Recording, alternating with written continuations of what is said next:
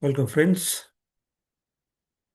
Uh, this is the question number 10 out of 100, and this is in the topic of suffering. And the question is, what would it be like to be without suffering? Very, very important, very interesting question. At the same time, it's a really profound question. What it would be like to be without suffering. So it's really, for that, we need to understand what is this concept called suffering. Yeah. And if we can understand this suffering, the notion, not through the kind of a lens of philosophies, but rather through the direct experiential insight and through the practice of meditation, then the reality of this suffering, the concept of suffering, starts to fall apart. Yeah. So what we thought the suffering, which is the combination of phenomena like feeling, perception, intention, attention, consciousness, they come together as a spice, as a cocktail sauce, which in varied combination create a concept called suffering. Yeah. And this kind of mental phenomena, when they are combined with this body, so-called body, that is consisting of the uh, configuration of those four great elements. In this body, there are earth element, water element, fire element, and heat element, what is called the air element. So this body is nothing more than just like physicists call a bunch of electrons and protons. Yeah. So this is purely some sort of a very dry, very boring type of molecular atomic structure that has no elements of life. And those mental constructs, feeling, perception, intention, contact, consciousness, these kind of mental construct, when combined with this body, gives that sort of a notion called self, and the notion like this is my life. Yeah. So even we can break this concept called life through this sort of experiential insight, that this all this life that we call so-called life is such a is a continuation of various experiences, bodily experiences, mental experiences, and pleasure and pain, this kind of suffering and happiness. All these are mental construct. These are all what we call the thought perceptions. All these are fabricated. These are mind constructed ideas.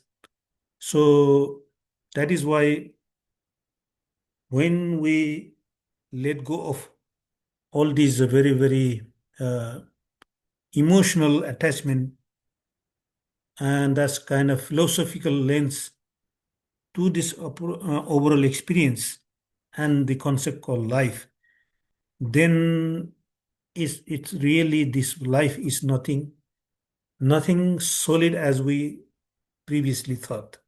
This life, there is no such thing called life.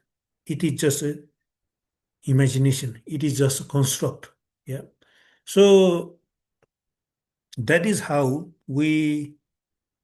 our path of freedom, our path of liberation, path of freedom from all this suffering, becomes possible when we start to break through this kind of concept, illusion of concept, such a thing called, life, such a thing called suffering, such a thing called happiness. All these are concepts, so we need to let go of that. And the state of all these concept ideas evaporating, falling apart, and reduced to absolute emptiness, absolute, let's say, voidness, uh, gives us a glimpse of what it feels like, what it be like to be without suffering. Yeah. So there is no being that is experiencing that state of mind that is free of all suffering. There is no me, or there is no a being that is experiencing that state. It is just an experience. That experience is devoid of all experiences. So if you can call it an experience-less experience, and uh, that is what it would be like to be without suffering. Yeah. So um, it is still quite not done deal, because as long as this body remains, we cannot avoid being contacted um, by hit by kind of stick, by knife, by hit by car, hit by all these sort of dangers and debacles, earthquake, storm, and that sort of things. So even if we have managed to experience that very, very subtle and deep state of all these experiences completely evaporating and going out of complete, let's say, freedom from all these phenomena, that is the state of mind that is free from phenomena. And that is the state of ending of suffering. And that is the state of freedom from suffering. And when this body comes to its expiry date, because this body is like any physical, let's say, any material object, which whatever physical substance we look at in this universe, they are all subject to that expiry date. Yeah. And in Buddha's own example, Buddha did not foresee that kind of atoms and molecules surviving trillions of, let's say, years. Yeah. So that kind of, even though these atoms and molecules, they have got an extremely long life. Yeah. Uh, but Buddha gave a very simple example. Suppose there is a pot made of clay, and as soon as that a pot is made out of clay, has been put into the shelf or somewhere, that means its decay and its uh, end is inevitable. Yeah, that pot of clay is inevitably one day that it has no other destination, no other destiny than fall into pieces, being cracked and broken into multiple pieces. So that is precisely what this body has, exactly same kind of fate, yeah, same destiny, like a clay pot.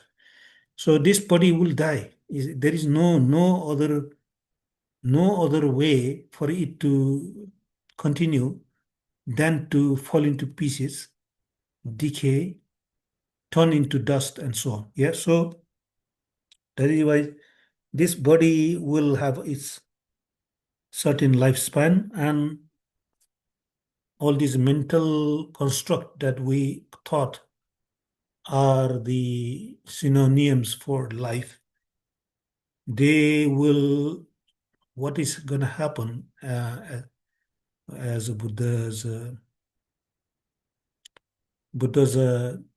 example is that with this ending of this body, if this, when this body comes to an end, if the mind that has all these various concepts and ideas coming together into feeling, perception, intention, contact, and attention, if these processes are still being in a constant flux, in a constant agitation, and if they are completely in heat and in vibration, then inevitably these mental agitation, mental dissatisfaction, lack of peace will inevitably find a body. It will, these processes will inevitably land into another body to continue this experience of transmigration, or what is called transmigration of suffering. So we can probably discard this as a completely nonsense, that there is no such thing as rebirth, and that kind of uh, very, very uh, dismissive ideas do exist in this Western world. There are many, many scientists who completely disregard such a possibility that, at the ending of this body, the mind will continue. The mind will, because the mind has not found its complete peace.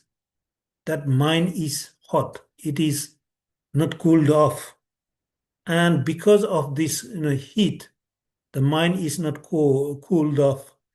The mind will inevitably find that fire of craving, the fire of, uh, let's say, feeling, the fire of intention, the fire of consciousness will inevitably land into another body to spark another fire, and the life will continue. Yeah. So you see, this life is is an idea, is a concept of a story of a suffering. Yeah. So let's say suffering is an experience, and life is a compartment. Life is a placeholder for that, to for that suffering, the happiness, pleasure, and joy. All these sort of things are compartmentalized into a package called suffering, life. Yeah. So this is how the life will bundle all these experiences into suffering, happiness, joy, pleasure, and all these concept ideas. Yeah. So if we can, if we do not take life so seriously, then the whole notion of suffering goes away. Yeah.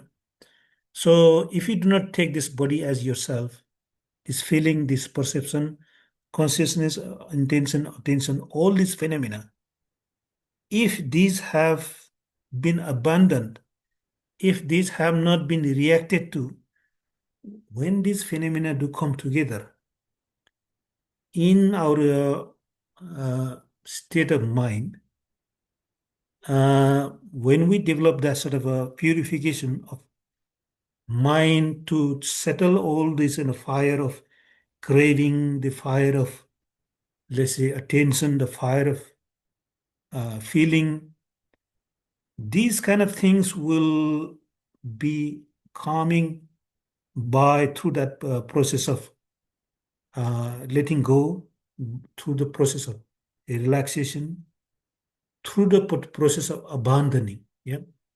And this is the essentially the practice. I have covered this practice in many places. The practice I'm referring to is what is called 6R: recognize, release, relax, resmile, return, and repeat. So this is essentially the 6R means it is a combination of right effort, right mindfulness, and right intention. So this 6R has got three very important elements. Is a right intention is the intention of abandoning, which is the releasing element. The relaxed state is a state of calming, is abandoning, is also embedded in there, and it is combining the other element of right mindfulness, which is to observe how the phenomena do arise and how they are abandoned, how they are let go of. And that is how these all these concepts, all these phenomena, the fire of craving, the fire of all these phenomena are progressively they are abandoned, they are reduced, and their heat will become lesser and less. So that is how the suffering will become uh, the state of mind, the heat, that agitation will become less and less. And that is how we can directly see that there is such a state called a mind that is not lashed into any of these phenomena. That mind is not picking any heat, any vibration, any kind of contact with all these phenomena. It is cool, it is disengaged, it is empty, and that is a very, very, very, very vivid and uh, important state.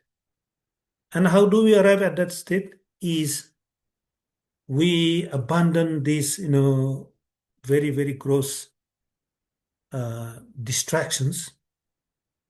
These are those gross distractions are called the five hindrances. We abandon them by not paying attention to those distracting experiences. So these are called sensual thoughts, ill will, restlessness, and removes doubt and sloth and torpor. Yeah. So these distractions are the states that will make the mind heavy. Yeah. So if we want to we can make a very, very simple observation. Which one do you think is a happy state?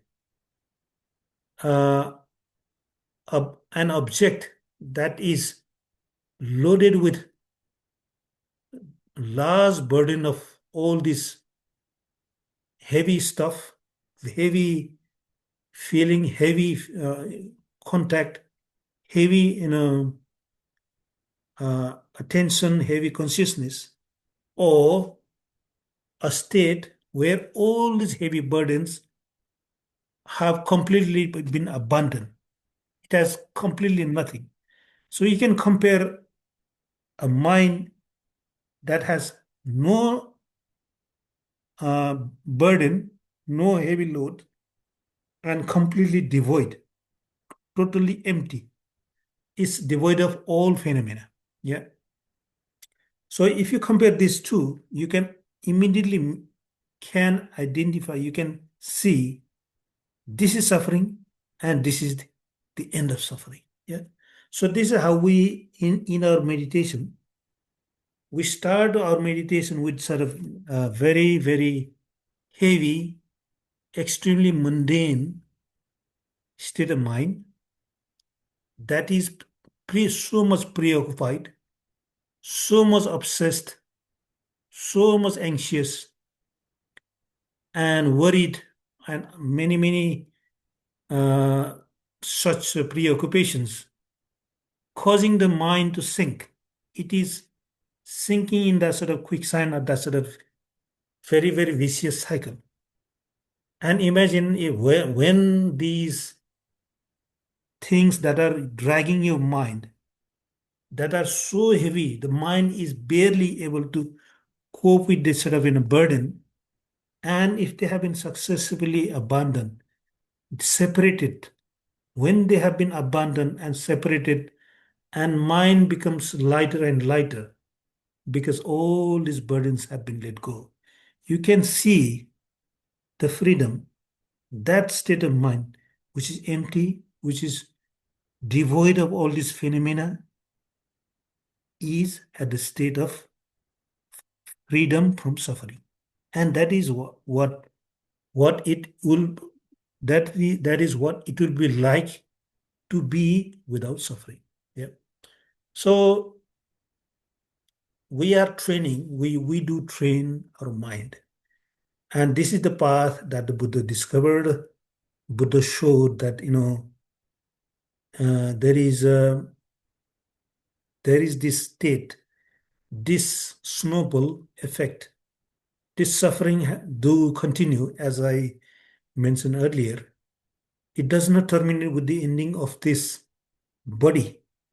When this body leaves, the mind still got those in ember, those fire, which is agitated, which is it's like boiling, that sort of hot, that it cannot remain at peace. And that kind of state of mind will inevitably find another body. So I will not delve too much into that sort of what will happen after this life ends, when this body dies, what will be the next experience.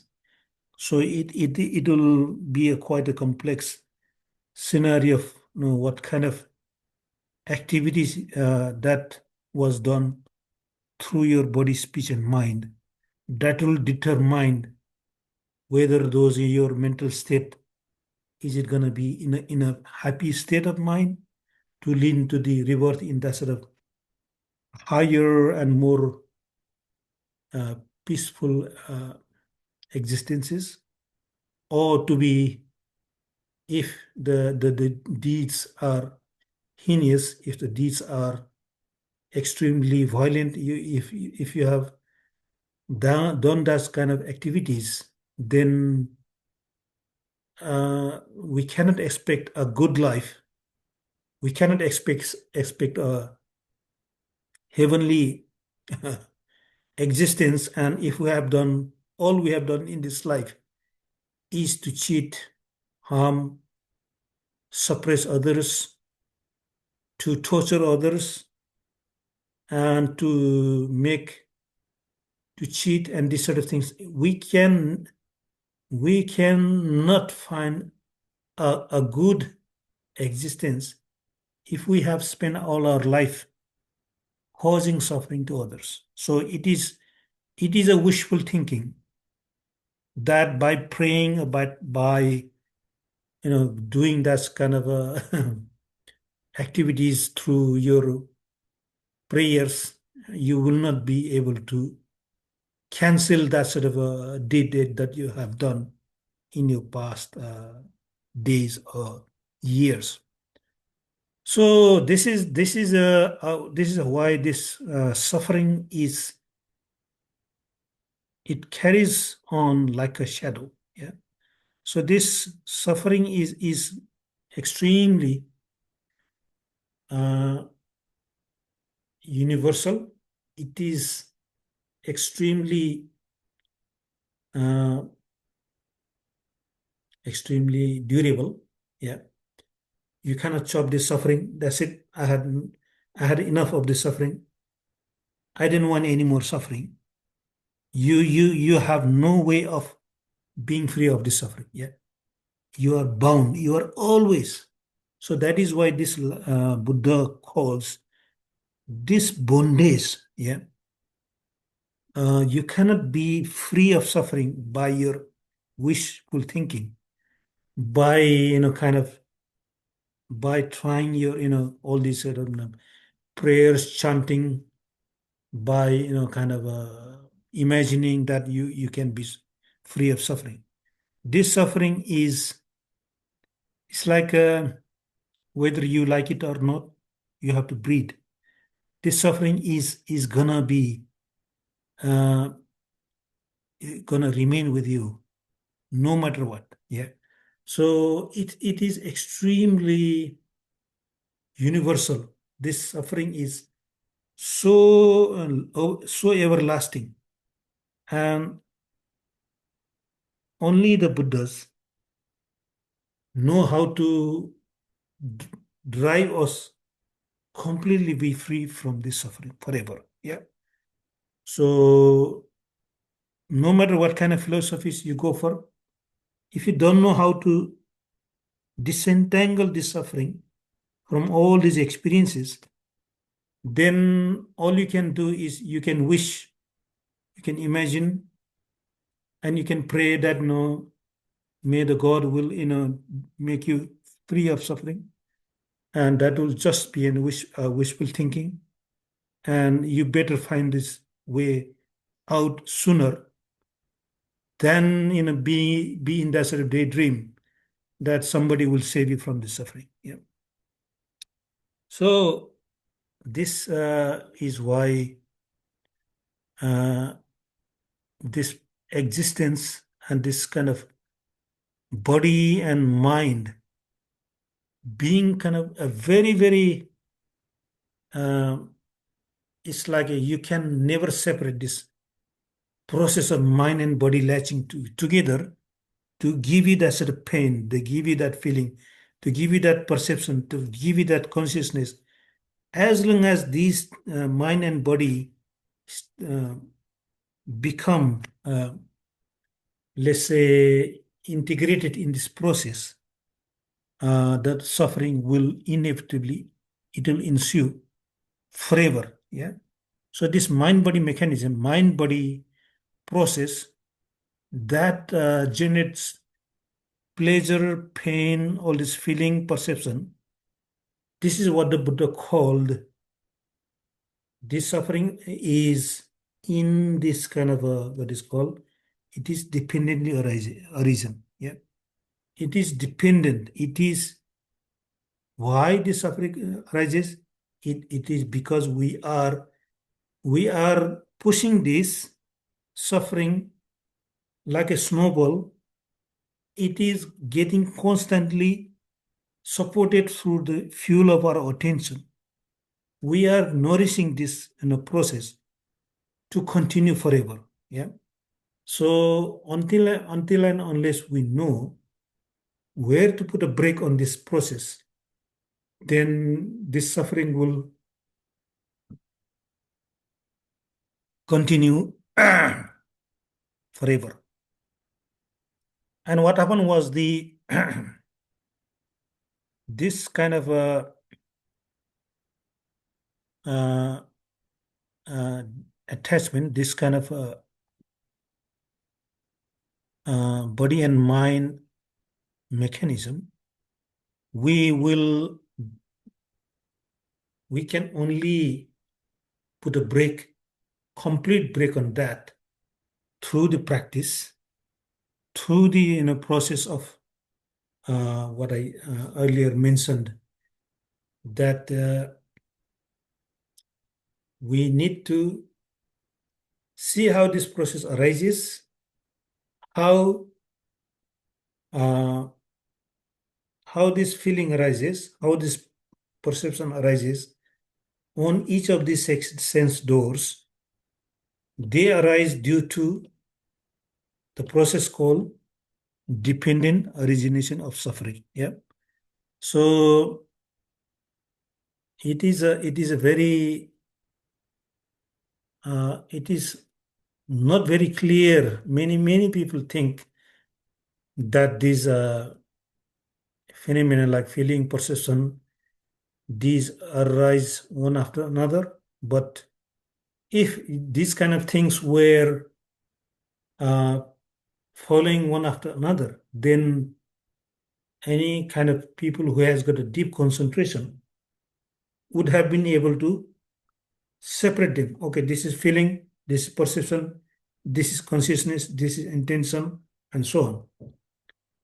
So because if even if you focus on a particular event and if you have a very laser sharp mind and you point your attention on a particular phenomenon, then if your this suffering was was under sort of such a, let's say, process that can alleviate suffering, then but the reality is that these phenomena are simultaneously arising and simultaneously ceasing. Yeah. So that is why this uh, your very, very deep focus on any particular phenomena will not reveal the reality that how this feeling, perception, intention, contact, attention, those phenomena can be let go of for good. Yeah. So that kind of very uh,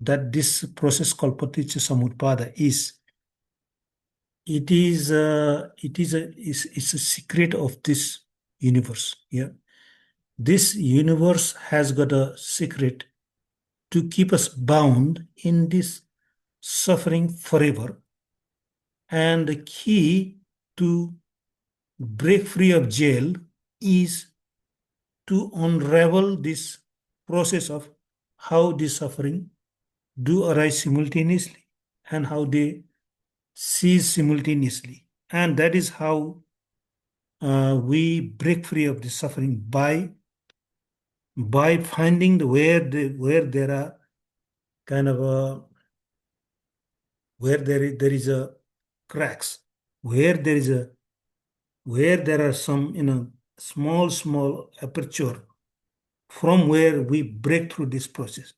And Buddha's discovery was that we cannot just break free of these phenomena by focusing on, I am going to dismantle this feeling, I'm going to completely suppress this consciousness, I'm going to completely suppress this consciousness, and so on. And that is what used to be done even before the Buddha. People were trying various means to mentally and full forcefully suppress those phenomena. They did suppress the mind to such extent that they were able to put a stop on those phenomena for 20,000 Mahakapa. I mean, there are certain types of existences where they will be free from suffering for that long, but after that, they will come back to this life and death situation again. Yeah. So that is that is the that is what the Buddha found a way out of all this sort of let's say trap, that if you are stuck in this universe for 20,000 Mahakapa, which is 20,000 Mahakapa is 20 trillion years. Yeah. So if you want to suffer, if you want to stay in this universe of suffering for another 20 trillion years and be subject to all these sort of dangers and debacles, all this sort of subject to pain, subject to death, subject to violence, subject to all these sort of things, then yeah, you can follow any other practices. Then that will not free you from this universe. Yeah, this universe is inevitably gonna give you that sort of a process that combines the experience of mind and body coming together. to, to create this feeling, the perception, the contact, the attention, and so on. Yeah. So you can break free of them because they do arise simultaneously, and they can be prevented, they can be seized simultaneously if you know the way out. Yeah. And this is the path, this is the practice that Buddha found was you there is a way out of all these miseries of suffering and a trap, the bondage of being stuck in the samsara forever by abandoning, by letting go, by calming your what is called your intention, by calming your, by relaxing your all this fire. When these fires have been cooled off by bit, bit by bit, then there will be a state where there is no fire. I mean, mine doesn't have any traces of fire. It is completely extinguished. And that fire that is being extinguished, that means it cannot bring another fire. This fire is extinguished, it cannot kindle another fire. So that is the state, what is called, this is called Sanya Bedahite Nirodha, and this is the state that will be experienced after doing this practice of jhanas by doing the 6R. I have mentioned this practice called 6R. And I have got a video on this practice. There's a full guided video on how to practice this meditation on 6R. Yeah, so it's not a meditation on 6R, but it's a meditation on what is called right effort, the Noble Eightfold Path. And that is how we become free of this fire of craving, the fire of all these phenomena that will cause suffering in the mind and body, because they are always in a bondage. The, the extinguishing of the fire will ensure that this fire will not be picked up by another fire. So that process will coming to end, and all this concept, all this sort of suffering, all this sort of kind of the very notion, life and death have completely no meaning. It's a state that it doesn't there is no such concept called life or death. Yeah.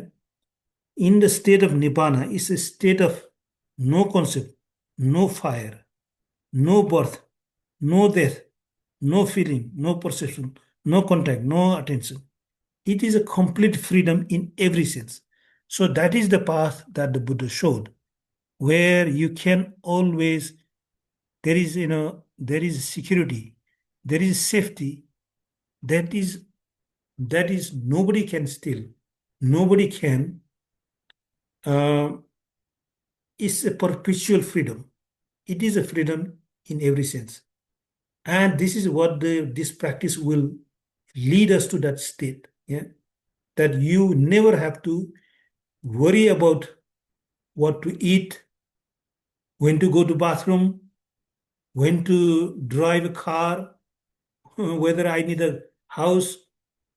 All these are all this concept, all this sort of, I need to take care of body, or I need to take care of my house, I need to take care of my, this life. Everything has been taken care of. Nothing is needed to be done. So if you don't need to worry about all this sort of, kind of, you don't need to worry about, whether I need to do this and I need to survive, or I need to, live, or I need to die. Nothing is needed. Everything is become nugatory. Nothing is needed. Imagine the state. What do you need this, why do you need all this, let's say, quantum computers, or, AI machines, all this sort of, fighter jets, or extremely You can think of all these fusion reactors with millions of trillions of gigawatt of energy. Why do you need all these energies? What's it for?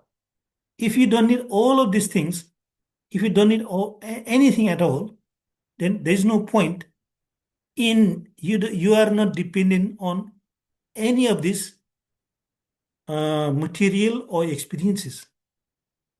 You see, it is extremely when you can realize, when you can understand this state where you don't need body, you don't need mind, you don't need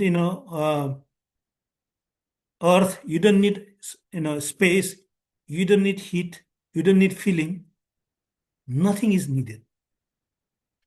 Complete freedom. That is the state we want to be in. Yeah.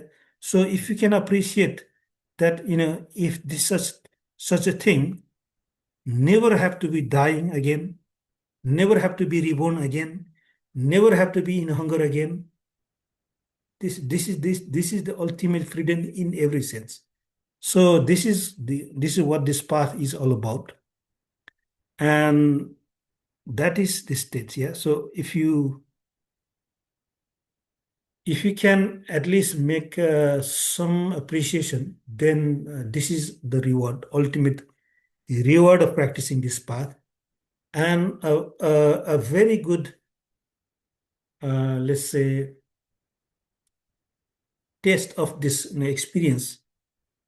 We can see this within few days.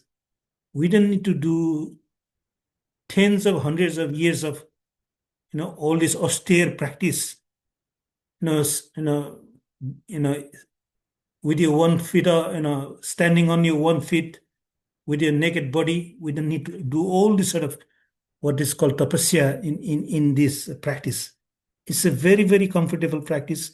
You all know, you just smile, relax, and siksar.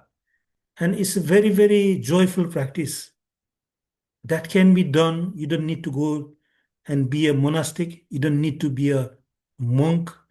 You can stay in your life, in your family life. You can have your jobs. You can work you can still have, friends and families, and you can still make very good progress to make a complete end of the suffering. So we don't need many, many years of all this sort of a very, very I don't know who told that, you cannot get into Nibbana in this one life, and people make it extremely hard. But these people are just, speculating.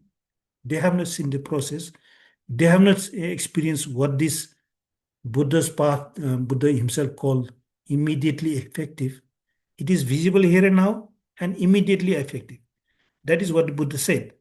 And Buddha said, you can achieve Nibbana in a matter of 7 days. So all this kind of, people talking about nonsense about, you need many, many lifetimes to experience Nibbana. They have not read what Buddha said here.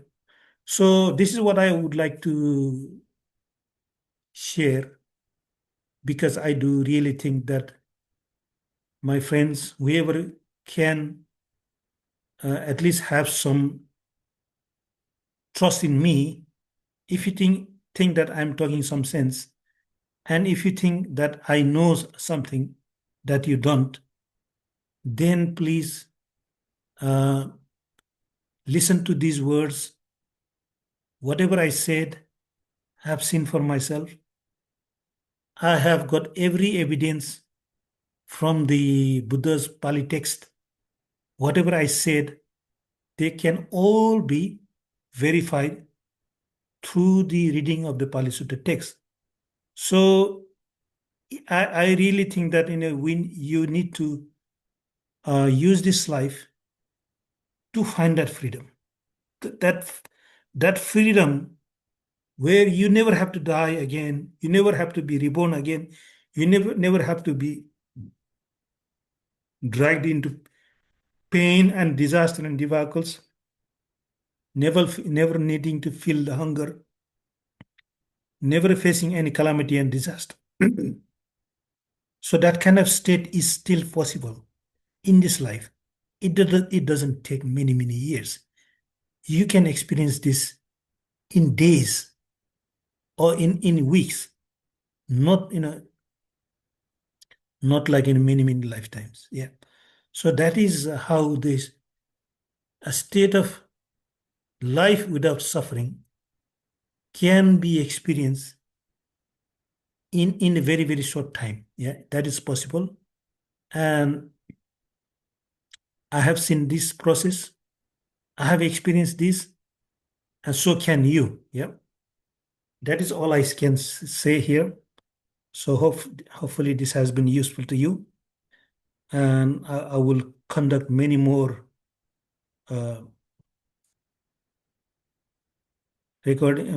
more recording to give you that sort of explain how this in a path, how this practice will guide you through your direct experience. I have seen this process. This is how the suffering arises. This is how the suffering is abandoned. You don't need anybody telling you this how the suffering can be ended for good. You are the one who will see this direct for yourself. All I can show you is that how to practice, how I practiced, and how I tested that. So that is these kind of things will come in future questions that I will cover. So I have got 90 more questions. So this is the question number 10. Thank you very much. Have a nice day.